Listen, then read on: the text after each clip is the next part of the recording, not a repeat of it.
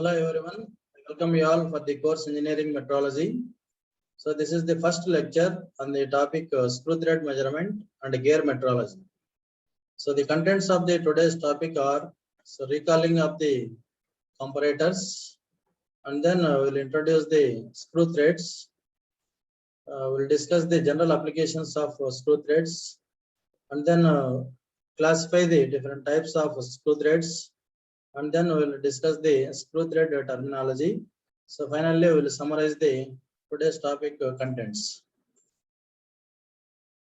So in the lecture 1 of the comparators, so we understood what is standard. So here the standard is the known quantity, so which can be used to compare the unknown quantity. So in some instruments, the standards are inbuilt. So for example, micrometers, vernier calipers, depth micrometers, vernier head gauge, steel rule, etc. So in some instruments or certain devices, the standards are separated from the instrument. So the measurement compares the unknown length with the standard. Such measurement is known as the comparison measurement. And the instrument which provides such a comparison is called a comparator. So in this, the comparator is used to magnify the small movement of the plunger into a large movement of the pointer. So the magnification is generally 2000 times are quite common. Sometimes the comparators may have the magnification of 40,000 times also. In the lecture 2, so we understood what are the uses of the comparators. So in the lecture 2, I understood the comparators are used in various ways. So as a laboratory standard, we use the comparators for setting the inspection gauges and also for inspection of the new purchased gauges. Comparators also used as a working gauge to prevent the work spoilage and to maintain a required tolerance at all important stages of the manufacturing. So we can also use the comparator as a final inspection gauge in selective assembly of the parts. So where the parts are classified into number of groups, so depending upon their tolerances. And also we use the comparator as a receiving inspection gauge for checking the parts received from the outside sources or vendors or suppliers. In mass production also we use the comparators to check the components at a faster rate. And also we discussed the what are the characteristics of good comparator. So first characteristic is robust design and construction, and the second one is the linear characteristics of the scale. High magnification is required, and the instrument should be able to provide the results at within less time, and the instrument should be used to measure the wide range of dimensions, and also you should have minimum wear of contact point, and it should be free from the oscillations and the backlash, and it should be possible to insert the workpiece so quickly under the plunger, and able to adjust the table in the vertical sense for accommodating the different sizes of the workpieces, and it should be compensated from the temperature effects and means to prevent the damage. So these are the various characteristics the comparator should have for a good comparator. And then the comparators are classified into mechanical comparators, electrical comparators, electronic comparators, electromechanical comparators, optical comparators, mechanical optical comparators, pneumatic comparators, fluid displacement comparators, multi-check comparators, automatic gauging machines, projection comparators, and high sensitive calibration comparators. So in this, we discussed the mechanical comparators, Mechanical comparators are the type of comparators which is made up of mechanical means. Mechanical means using the levers, gears, rack and pinion for magnifying the small movement of the plunger into the large movement of the pointer. And then we discussed the dial indicator and also the reed type mechanical comparator. So in reed type mechanical comparator, we use the number of reeds to avoid the frictional contacts. So in the lecture 3, so we discussed the two types of comparators in mechanical type. One is Johansson microcator, so and sigma comparator. So in Johansson comparator, it uses a twisted strip to magnify the small linear movement of the plunger into a pointer instead of using the gears or a rack and a pinion. So that's why it is called as a twisted strip comparator. So it is also called Abramson moment. So say because the magnification system or mechanical magnification is developed by the Abramson for the Johansson microcator, it is also called Abramson moment. So this Johansson microcator works on the principle of button spinning on a loop of string. Okay, the two halves of the thin metal strip which carries a lightweight pointer. So these are twisted in opposite directions. So therefore, any pull on the strip will cause the pointer to rotate, while the one end of the strip is fixed to an adjustable cantilever link. The other end is anchored to the bell crank lever. So the other end of the bell crank lever is fixed to the plunger. So any linear motion of the plunger will result in a movement of the bell crank lever. So which exerts either a push or pull force on the metal strip. So this changes the length of the twisted strip. So the pointer will also be magnified accordingly. Therefore, the magnification is directly proportional to the length of the strip divided by the number of turns in the strip and width of the strip whole square. Similarly, the sigma comparators developed by the British and manufactured by the British, and they are available in wide ranges. And the magnification we can achieve using the sigma comparator is 1000 times the moment of the plunger. So the magnification of this sigma comparator is y by x is the first stage magnification, and the capital R by small r is the second stage magnification, where y is the effective length of the YR and x is the distance of the distance of the center point of the center point of the that is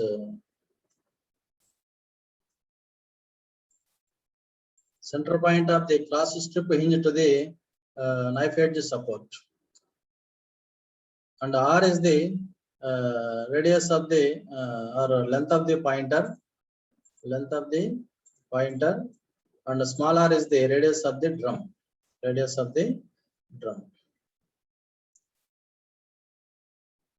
And in the lecture 4, we discussed the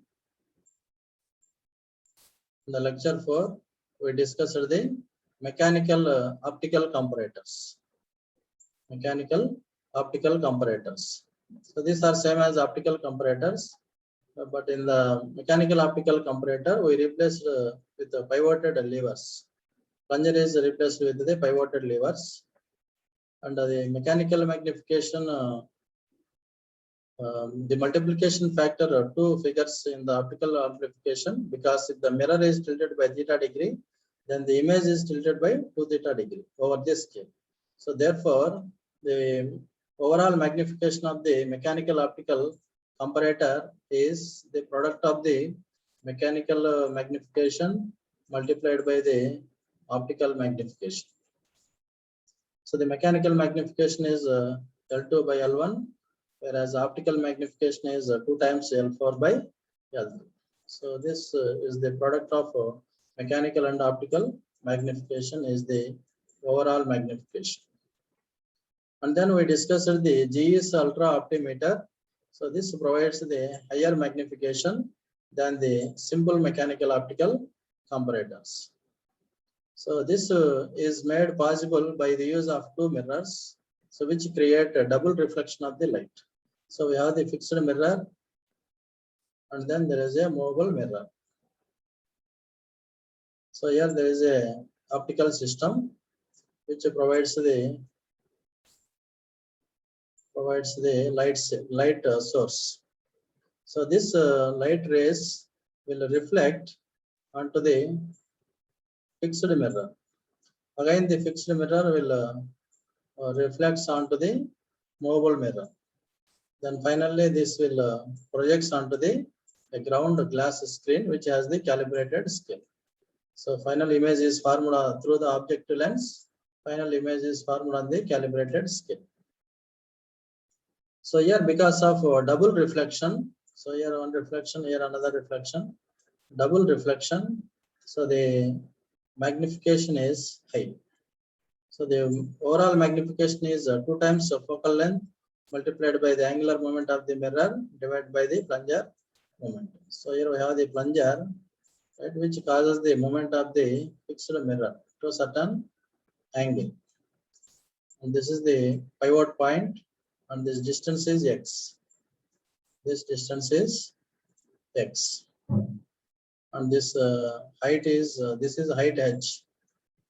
So this angle is called delta theta. Okay.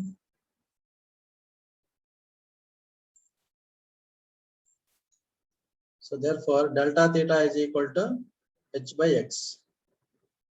So delta theta is equal to h by x. So finally, we will obtain the magnification as 2 times the focal length of the lens divided by the distance of the plunger from the pivot point. And then we discussed the pneumatic comparators. So in this, air is used as the magnification system. So using the pneumatic comparators, it enables two approaches for measuring the deflection in measurement by either by measuring the back pressure of the air or by measuring the velocity of the air. So, but the measuring the velocity of airflow will provide the quicker results compared to the measuring of the back pressure. So the pneumatic comparator works on the principle that if an air jet is in close proximity with a surface, then the flow of air out of that jet is restricted, so which changes the air pressure in the system supplying the jet. And then we'll discuss the pneumatic comparators. So this is the lecture 5. So in lecture 5, we discussed the pneumatic comparators, that is Solex gauge. So which works on the principle of pressure difference generated by the airflow. So here the air is supplied at constant pressure through the orifice, and the air escapes in the form of jets through the restricted space. So which exerts the back pressure. So the variation in the back pressure is then used to find out the dimensions of the component. So pneumatic comparators can be used to determine the either internal diameters, external diameters, thickness measurements, and also use it to check the concentricity of angular parts, depth of the blind holes, parallelism, flatness, and the hole center distance, etc. And then fluid displacement comparators works on the principle of displacement of the fluid. So these comparators find only limited applications in the metrology. And the Priestley fluid gauge based on the fluid displacement comparator principle. So this instrument consists of the cone-shaped body with a base containing a small button centrally.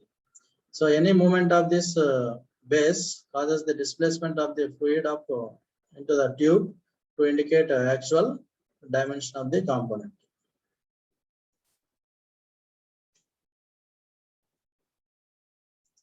And then we discussed the multi-check comparators. So it is meant to inspect the multiple dimensions of an object at the same time while inspecting the relative dimensions. Example, diameter of the bore and its concentricity. So multi-check comparator is used to check the multiple measurements. So there are different types of multi-check comparators are available. So they are electrical multi-check comparators, air multi-check comparators, air electric multi-check comparators. So this is combination of air and electric comparators. And different high magnification comparators we have seen, Brooks level comparator and Eden-Rolle to millionth comparator. So Brooks level comparator is having a high sensitivity magnification system, so that it will be used to compare the standards with the master standard. So simply we can say Brooks level comparators are used to make a quality check end standard gauges. In the Eden-Rolle to millionth comparator, the slight movement of the movement or moving block through the pointer strip causes the pointer arm to be deflected. So the web at the end of the pointer arm is not viewed directly, but it is projected through an optical system on the scale.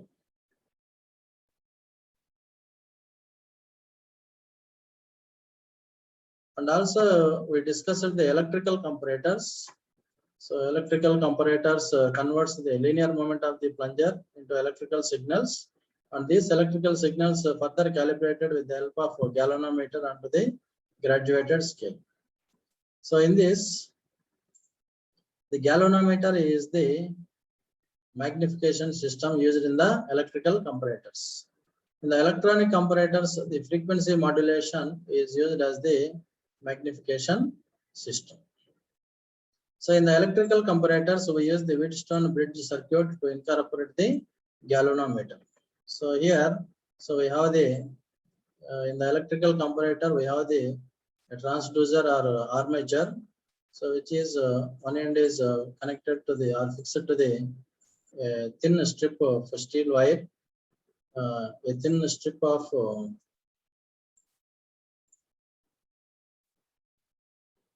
and the other end is connected to the pointer. So this is the armature. So one end of the armature is supported or fixed to the thin flexible thin steel strip. The other end is supported by the plunger, and also there is a spring support. And the armature is suspended between the two coils. Armature is suspended between the two coils. Let us C and C dash. If the armature is equal distance from the coil C and C dash, then the inductance of both the coils will be same. Inductance of the both coils will be same, but in the opposite direction. So that means no flow of no current will flow through the galvanometer, and the galvanometer will shows the zero reading. But practically it is not possible.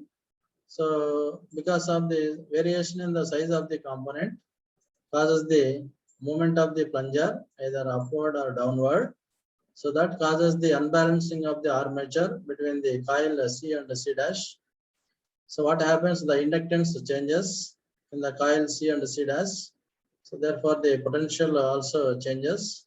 So that causes the flow of current through the Wheatstone bridge circuit into the galvanometer.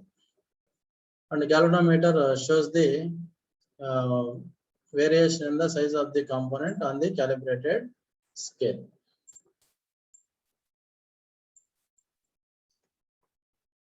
And also we discussed the electronic comparator. So in the electronic comparator, we have the transducer, so which is connected to the plunger. So workpiece is placed underneath the plunger. So this transducer converts the any movement of the plunger into electrical signals. So these signals are received by the rectifier, oscillator.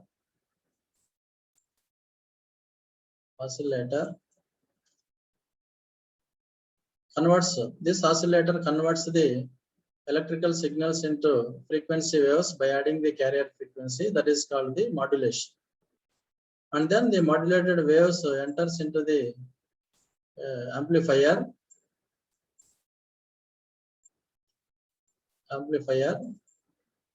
So in which the frequency waves is amplified to the required level. And then these amplified waves are sent to the demodulator. So this converts the amplified waves into original waves, and these original waves are shown on the meter. So this is the working principle of the electronic comparators. And also we discussed the electromechanical comparator. So it is one of the important types of comparator. So it is generally used for comparing the dimensions of component with a standard dimension. So this instrument is based upon the use of mechanically operated contacts. So we have the 2 micrometers.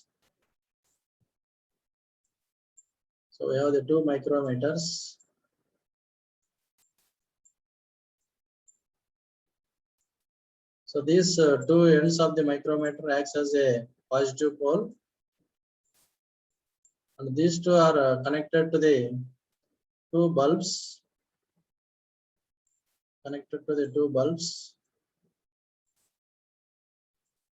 So one end is connected. This is micrometer A, and this is the micrometer B. So the end of micrometer A is connected to the green bulb, and the micrometer B is connected to the red bulb. And in between there is a magnifying lever, so which is connected to the plunger.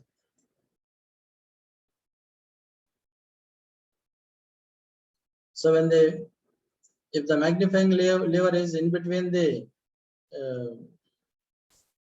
annuals of the micrometer, then the micrometer can be set for the high limit and the lower limit. So A is the positive tolerance limit micrometer, B is the negative tolerance limit micrometer for setting the lower limit, and this is for setting the higher limit. So if the magnifying lever touches the annual of the micrometer A, so a green light will appear to indicate that the measured dimension excelled at the nominal height plus the upper limit of the tolerance. Similarly, when the magnifying lever touches the annual of the micrometer B, a red light will appear to indicate that the measured dimension is smaller than the nominal height minus the lower limit of the tolerance. When the measured dimension is within tolerance, no light will appear. And then we discussed the optical comparators. So in this, it is one of the type of comparator which is made up of optical means. So in optical comparators, optical means it is having light source and a reflecting surface, that is mirror. And the mirror, let us have the mirror, and if the incident ray makes an angle theta with the normal, then the reflected ray also makes an angle theta with the normal. Suppose if the mirror makes an angle theta, if the mirror makes an angle, let us alpha with the horizontal, because of the moment of the plunger. If the incident ray makes an angle theta or alpha with the normal, the projected image makes an angle 2 alpha with the 2 alpha. The projected image makes an angle 2 alpha. So on this principle, the optical comparator works.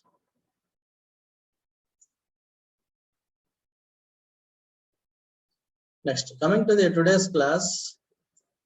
Today's class is on screw thread measurement. So screw threads are the most important machine elements, and these are used in screws, bolts, nuts, and also cap screws, machine screws, and also studs. So these are having both ends we have the threads. Both ends we have the threads. So these are convenient for joining of the two numbers or elements, and also sealing purposes we can use these screw threads. So in the military and aerospace sectors, so sealing is the critical applications such as fuel pumps of jet and rocket engines, satellite equipment, and others. We use the screw threads for sealing purpose. So these are used as a coarse type screw threads for bracket fitments. So here you can see the coarse type of screw threads on the bolt, and we have the fine type of screw threads. You can see here there is a fine type of screw threads.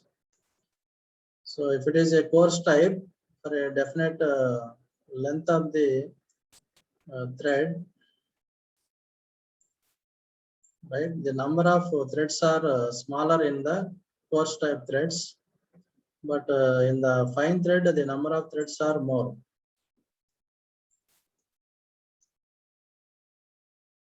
So what is we can define a screw thread. What is screw thread? A screw thread is a helical ridge produced by forming a continuous helical groove of uniform cross section on the external or internal surface of a cylinder or a cone. So a screw thread is formed on a cylinder that is known as the straight or parallel screw thread, like this. So here there is a cylinder. On the cylinder, the helical ridge is formed by continuous helical groove of uniform cross section on the external surface of a cylinder. So it is called a straight or parallel screw thread. While if the screw thread is formed on the cone, then it is called the tapered screw thread, as shown in this figure. So what are the general applications of screw threads? So one is for fastening purpose, we use the screw threads. For temporary fixing of one part onto the another, with the help of screws, nuts, bolts, and studs, so we can fashion. And for joining purpose, the screw threads are used. So coaxial joining of the rods, tubes, etc. by external and internal screws. And clamping of the two workpieces, we use the screw threads. Strongly holding of an object by a threaded rod, as in C-clamps, vices, tailstock on the lathe bed, etc. And also for controlling the linear movement, like in a travel of slides, tailstock barrel, compound slide, cross slide, and work tables in the milling machine, shaping machine, CNC machine tools, and so on. And the transmission of motion and power, that is in the lead screws of machine tools, and the converting rotary motion into translation, that is a rotation of the screw causing the linear travel of the nut, so which have wide use in machine tool kinematic systems. And the position control in instruments, screws enabling a precision movement of the work table in microscopes.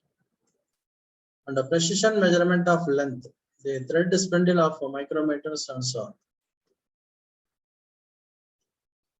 And action as a worm. So worm is a single single thread for obtaining a slow rotation of a gear on or worm wheel. And exerting heavy force in the mechanical presses on the workpieces, we use the screw threads. And the conveying and squeezing materials in screw conveyor and injection molding machines, screw pumps, we use the screw threads. And for controlling the automatic feeding of the job in the mass production assembly, we use the screw threads. And then we'll classify the screw threads. So classification of the screw threads according to the location. Screw threads are classified into external screw threads and internal screw threads. So what are the external screw thread? Thread formed on outside of a workpiece is known as external thread. For example, bolts and studs. Similarly, internal screw thread is a thread formed on inside of a workpiece is known as internal thread. For example, a nut or a female screw gauge. According to the configuration, the screw threads are classified into straight screw threads. That is threads formed on the cylinder surface of a cylinder. That is bolts and studs, and a taper. That is in drill check, radial as in self-centering check. According to the direction of the helix, this may be right-handed screw threads. These are commonly used threads.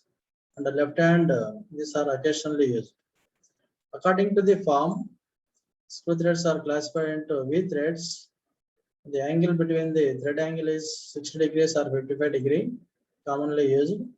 And Acme thread, the angle is 29 degree. And a square thread, generally in power screws, this type of threads are used. And the buttress thread, the angle is 45 degree. And the worm thread, 29 degree, include angle of the two flanks, adjacent flanks. And the semicircular groove section, thread being used in a recirculating type of bolts and screws. So in this, the balls will move in the slots cut on the thread. So according to the standard, the British standard Whitworth threads size is designated by TPA, that is a threads per inch. And a metric thread size is specified by the pitch or lead in mm. According to the number of start, there are single start threads most commonly used, and multi-start threads generally 2 to 4 threads in the pitch. According to the spacing of threads, these threads are classified into number of threads per inch. Example, 12 TPA, that means 12 threads per inch. And the pitch or lead, it is the distance between the two successive threads is called the pitch or lead. And according to the compactness or fitness of the threads, threads are classified into general threads, so having a wide thread spacing, and the pipe threads more dense design, and the fine threads generally for leak-proof applications we use. According to the segmentation, these full threads commonly used, and half turns, these are used in the lathe machine for producing the screw threads on the workpiece. And the sector thread, these are jaws of the lathe chucks. So the screw threads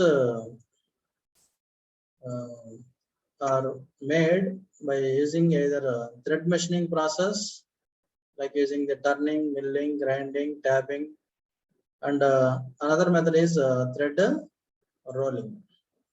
So thread machining and thread rolling are the two methods used for making the screw threads.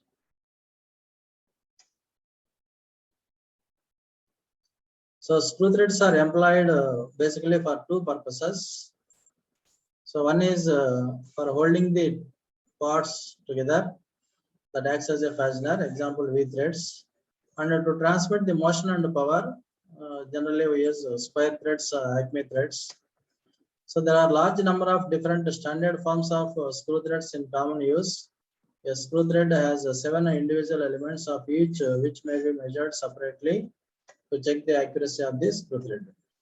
So if there is any error in any of these 7 elements, may cause to failure of the screw thread. Next, coming to the screw thread terminology. So this is the screw having the threads. and we are considering a small portion on the screw. So that is magnified here, and we will see what are the various elements in the screw thread. So this is called the axis of the thread. So it is an imaginary line which takes place longitudinally through the center of the screw. And another one is called the crest of the thread. So it is the topmost point of the groove forming the threads. And this is the root of the thread. It is the bottommost point of the groove forming the threads. And there is a flank of the thread. So this is called the flank. So it is the straight edge surface. It is a straight edge surface. So which joins the crest and the root. Crest and the root. And then this is the angle of the thread. So it is the angle between the two opposite flanks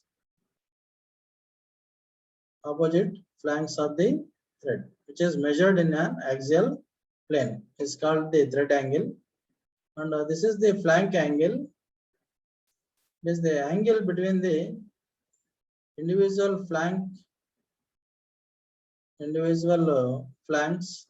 and a plane perpendicular to the axis of the thread. Perpendicular to the axis of the thread is called the flank angle. So it is generally half of the thread angle. And the pitch is the distance between the two successive crests or two successive roots of the thread, which is measured parallel to the axis of the thread.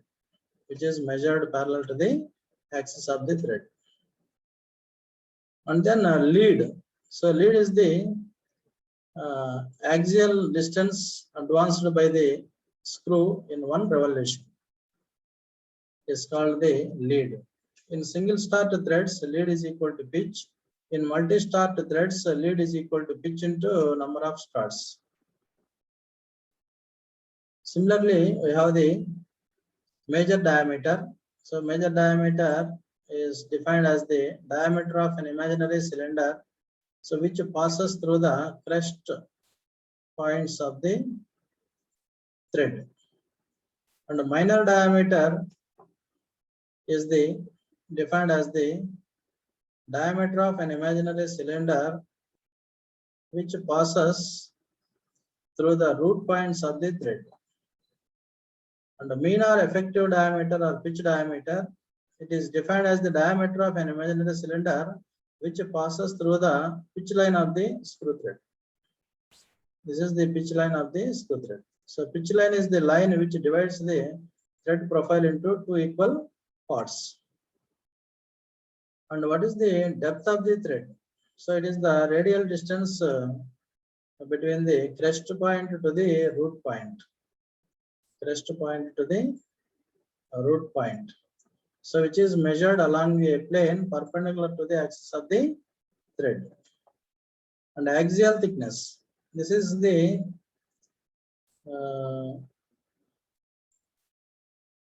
so this distance.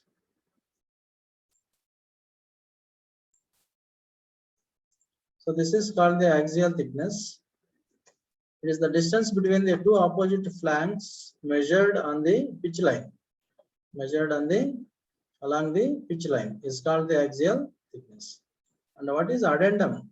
Addendum is this is called addendum, is the radial distance between the crest point and the pitch line. And the dedendum is the radial distance between the root point and the pitch line. Root point, this is the root point and this is the pitch line. So this is called the dedendum. So these are the threads per inch. Threads per inch. Number of threads taking place in 1 inch. So it is the reciprocal of the pitch. and there is a lead angle and the helix angle. So this is the cylinder diameter. So on which the thread is cut.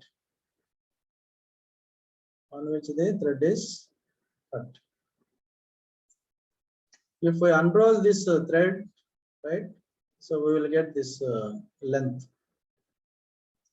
So this is called the development of the helix.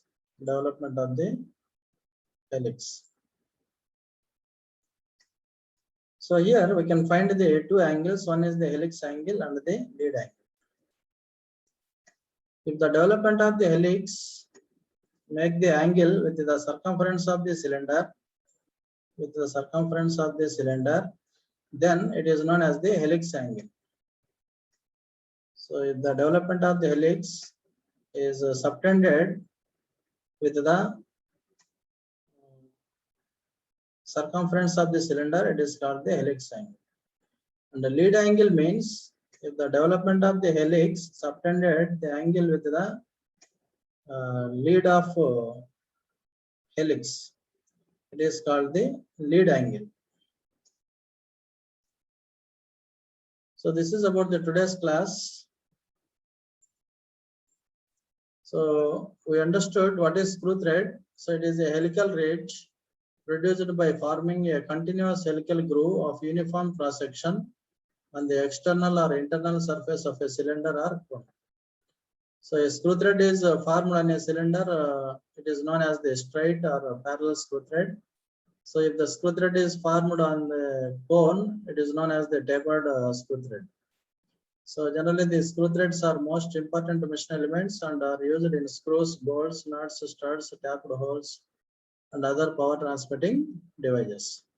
The general applications for the screw threads are fastening purpose, joining purpose, clamping purpose, controlling the linear movement, transmission of motion and power, converting the rotary motion into translation, position control in instruments, precision measurement of length, acting as a worm, exerting heavy force in the mechanical presses, conveying and squeezing of the materials, and controlled automatic feeding. And also we discussed the elements of the screw thread. One is axis of the thread, crest of the thread, root of the thread, flanks of the threads, angle of thread, flank angle, pitch, lead, major diameter, minor diameter, effective diameter, depth of the thread, axial thickness, pitch line, addendum and dedendum, the number of threads per inch, and lead angle and helix angle. So these are the references we followed for preparing this lecture. Thank you.